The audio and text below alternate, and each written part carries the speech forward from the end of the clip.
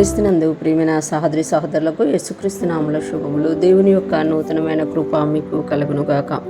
ఈరోజు దేవుడు మనకిచ్చిన మాట 13వ కీర్తన 3వ వచనము.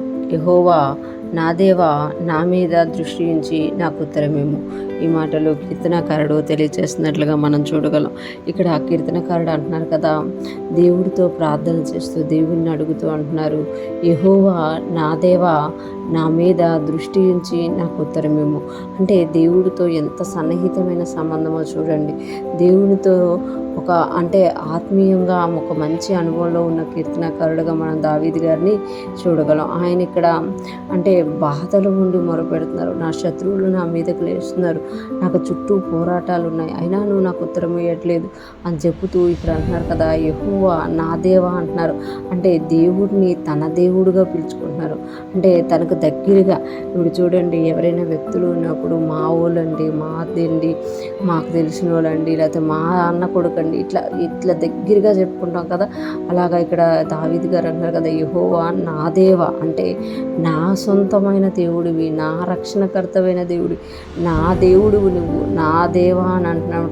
అంటే నువ్వు నాకు దగ్గరుడివి అన్నట్టుగా యెహోవా నా దేవా అని పిలుస్తూ అంటున్నారు. నా మీద దృష్టి ఉంచి నాకు ఉత్తరం, నా మీద దృష్టి ఉంచి. దేవుని దృష్టి ఎప్పుడైనా మన మీద నుండి మరలిపోతుందా అంటే లేదనే చెప్పగలం. దావీదు గారు ఇంకా గట్టిగానే చెప్తారు లేదు అని. ఎందుకనంటే దేవుడితో దావీదు కూడా సహవాసం అలాంటిదనమాట. ఇక్కడ చూస్తే దేవుడు కూడా అంటున్నారు కదా, నా కను దృష్టి ఎల్లప్పుడూ మీ మీద ఉంటుంది అని చెప్పిన దేవుడితో దావీదు మహారాజు గారు మరొకసారి అంటున్నారు కదా, నా మీద దృష్టి ఉంచు అని. అంటే నన్ను ఒకసారి చూడు, నా పరిస్థితి చూడు, అసలు నన్ను చూస్తే నీకు అర్థమవుతుంది. అలాగనే దేవుడు చూస్తలేడా? ప్రతి ఒక్కరిని దేవుడు చూస్తున్నాడు, కానీ తన వైపు త్రిప్పుకోవడం అంట. చాలామంది మనుషులు మాట్లాడుతున్నప్పుడు నాకు అసలు చూసి మాట్లాడు అని అంటారు అనమాట. అంటే నువ్వు మాట్లాడుతున్న దానిలో నిజం ఎంత ఉందో, లేకపోతే నా పరిస్థితిని నువ్వు చూసి అట్లా మాట్లాడుతున్నావు, ఒకసారి నన్ను చూసి మాట్లాడు, లేకపోతే నా స్థానంలో నిలబడి మాట్లాడు అని అంటారు అనమాట. అలాగే ఇక్కడ దావీదు మహారాజు అంటారు కదా, నా మీద దృష్టి ఉంచు, నన్ను ఒకసారి కరెక్ట్గా చూడు, నన్ను ఒకసారి చూసి నా పరిస్థితిని చూసి నా మీద దృష్టి ఉంచి నాకు ఉత్తరం ఇవ్వు.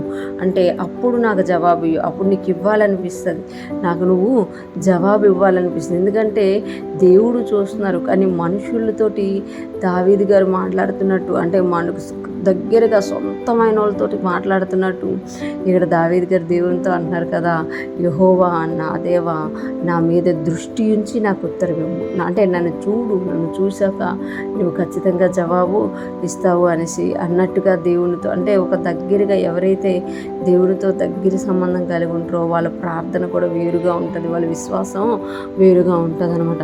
ఇక్కడ ఎప్పుడైతే అలాగ ప్రార్థన చేస్తారో దేవుడు తన కృపనిచ్చినట్టుగా మనం కింద వచ్చినాలో దావీదు గారు చెప్తారనమాట. అంటే ఎప్పుడైతే మనం దేవునితో సహవాసం చేస్తూ దేవునితో దగ్గరగా జీవిస్తూ ఉంటామో దేవుడు ఖచ్చితంగా మనతో నుండి మనకు ఉత్తరం ఇచ్చి కృపనిచ్చే దేవుడిగా ఉన్నారు. అలాగని దూరంగా లేదు. ఎవరైతే దేవునికి మొరపెడుతున్నారో నిజముగా యెహోవాకు మొరపెట్టు వారికి ఆయన సమీపంగా ఉన్నాడట. మన మొర నిజముగా ఉందా, అబద్ధంగా ఉందా, మనం దగ్గరగా దేవుడిని మనలాగా మనోడు, మన దేవుడు అని చేసుకొని ప్రార్థిస్తున్నామా, లేకపోతే ఎక్కడో ఆకాశం అందు ఉన్నాడులే, ఇప్పుడు నన్ను రక్షించి వదిలేసాడులే అన్న ఆలోచన కలిగి ఉన్నామా అనేది మనం చూడాలి. దావీదు మహారాజు గారిలాగా మనము దేవుడిని దగ్గరగా చూస్తూ దేవునితో సహవాసం చేస్తూ ముందుకు సాగిపోదుము గాక. మన ప్రతి పరిస్థితిలో ఆయన కృప విస్తరించును గాక. ఆమేన్.